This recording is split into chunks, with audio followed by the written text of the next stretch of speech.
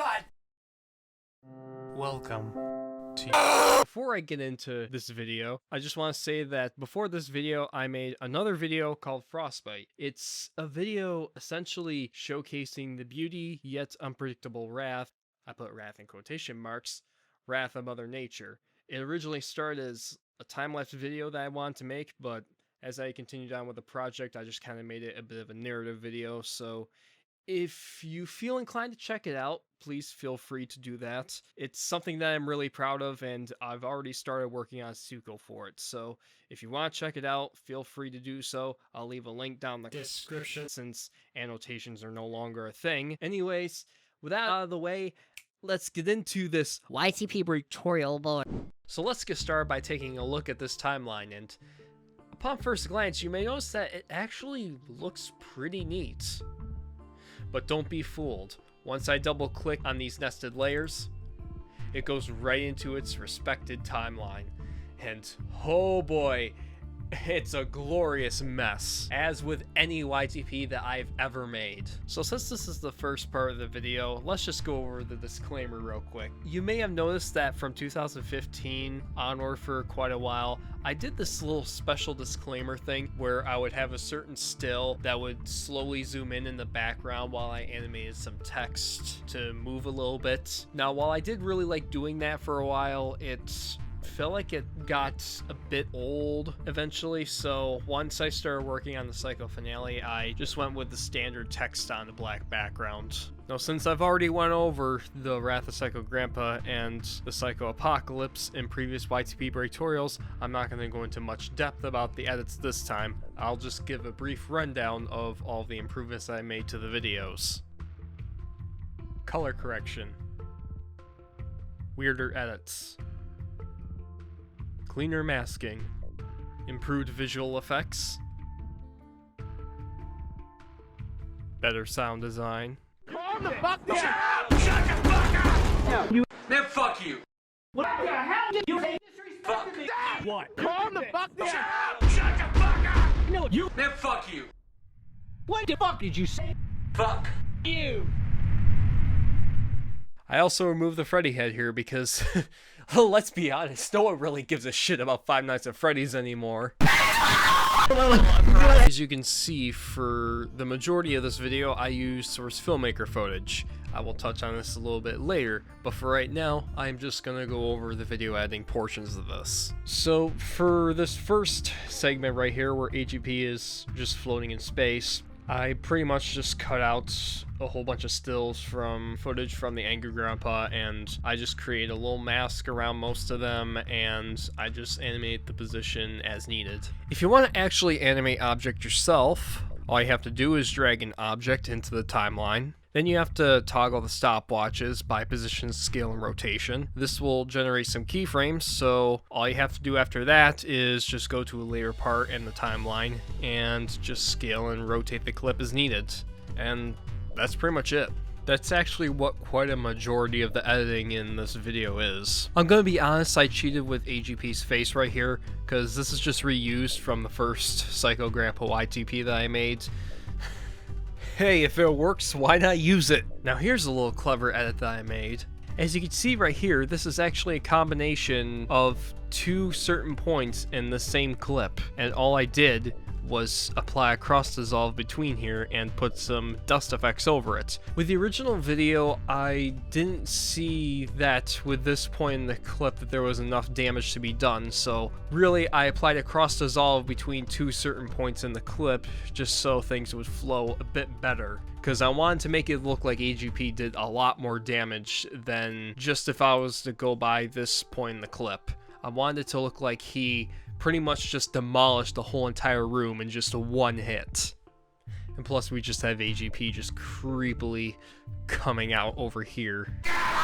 And just like the last two Psycho Grandpa YTPs, these clips here are sped up just to make AGP seem all the more angrier, insane, and hellbent on destruction. Now, if you watch the Psycho Grandpa YTPs, you may notice a certain thing that I like to do with the YTPs and all of them, where I will stitch together multiple clips for a certain scene. For example, let's take this certain part in The Wrath of Psycho Grandpa. As you can see, Angry Grandpa is walking out of the toy room after destroying it. In order for him to get to the living room so we could destroy the PS4, if I just cut from there to the living room where he's walking in, I would feel that it just wouldn't feel right. So what I would usually do in these certain circumstances where I want one character to go from one room to another is that I would try to find certain clips where they're walking or something, and I would insert them in between the two clips. Now, to better show this, let me show you right here.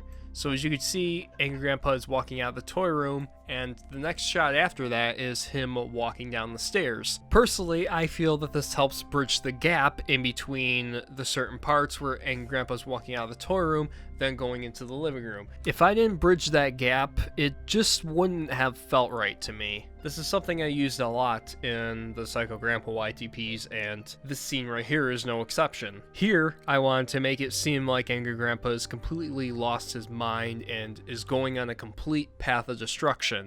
Now, as minor as these flashback scene edits are, I do feel like it's something that I should go over real quick.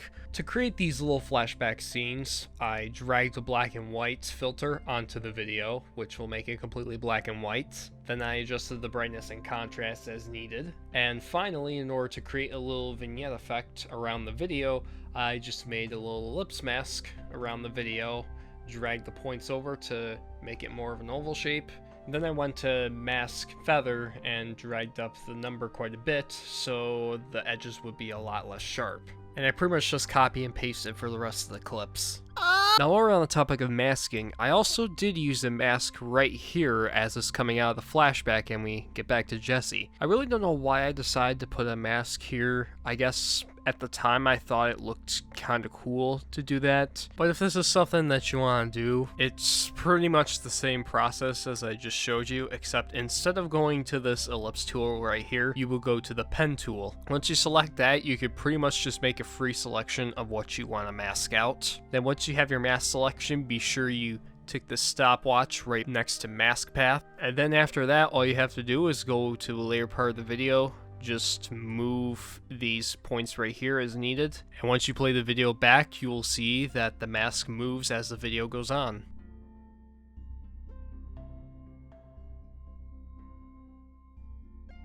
So this edit right here played really quick, and for first time viewers, you most likely probably didn't notice this, but right here is an edit that I made in After Effects. Unfortunately, the project file in which I made these edits no longer exists, so I'm just gonna have to tell you what I did. This image is a snapshot from one of Jesse's videos. After I imported this image into Photoshop, I separated this whole entire image into 3 different layers. I made a background for it, and then I took the house and I separated it into 2 different layers. So I had the top of the house and then I had the bottom of the house. Once the edits were made, I went to After Effects and I imported the original Photoshop document with all 3 layers. I laid the background onto the video first, and then I overlaid both of the house layers on top of the background. And then once I made sure that the top house layer is on the top of the entire timeline, I went to Effects and Presets,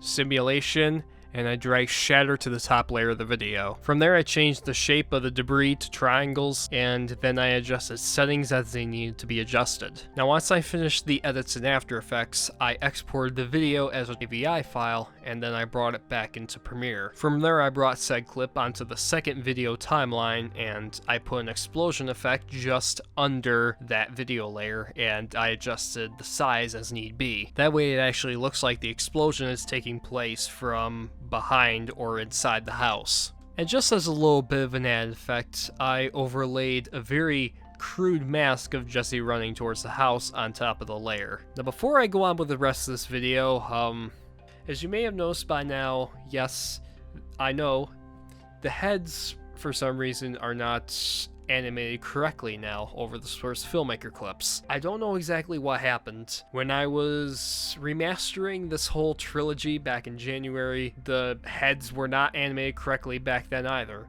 I corrected them so they actually would be positioned correctly on top of the clips, but for some reason they've been offset again. I don't know what's happening. I've tried every fix I could possibly think of, but for some reason it happened again, and at this point I've had enough of dealing with it.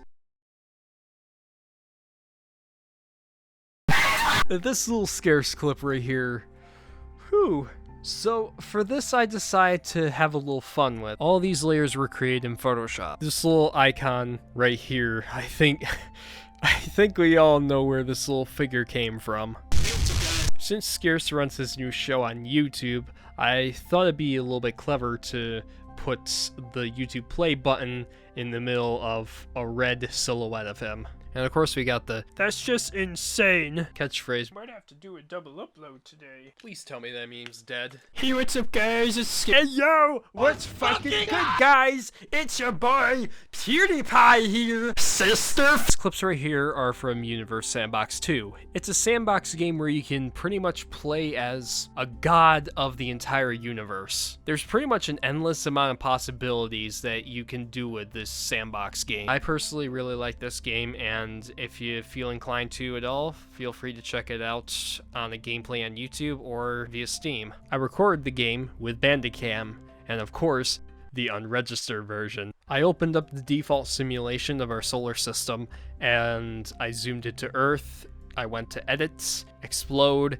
and I just clicked on Earth. And then everyone died. As far as Earth heating up goes, I opened up an empty simulation and I placed VUI Canis Majoris into the center of the solar system. And once I did that, I grabbed an Earth and placed its orbit just a little bit outside of the star's reach. Then I just watched and waited until Earth became a giant ball of heat and death. Oh boy, and now we're on to the SFM bits. Now let me just start off by saying I am not a master when it comes to 3D animation. In fact, I'm pretty shit at it. So I'm only just going to give a brief rundown of how the animation process goes in Source Filmmaker from my perspective. I'm sure many other people have different techniques that they use, but this is just how I animated. So to start off, I imported 3 Half-Life 2 characters that would represent each of the characters that I was going to be animating to fight each other. One being Angry Grandpa, one being Psycho Dad, and one being Uncle Larry. In order to make these characters animate easier, I used IK rigs for them. If I remember correctly, these characters take the Rig Biped Simple rig. I applied the rig to these characters, and then I started animating. To select a certain body part, I pretty much just hold down Control on my keyboard until I see all these dots on the character model.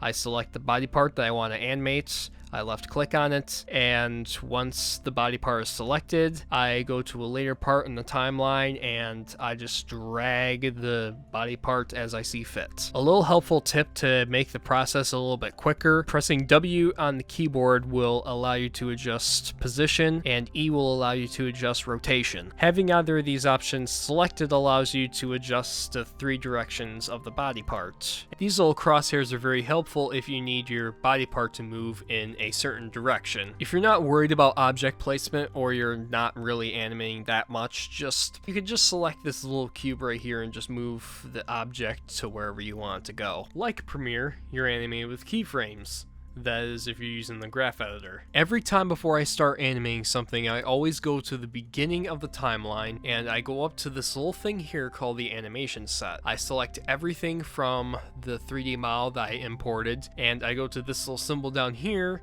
which will allow you to create a keyframe for every single body part. From there, I go to a later point in the timeline and I select the body part that I want to move, and I move it in any way that I want to. And that's pretty much the basic idea of animating with Source Filmmaker, at least from what I see.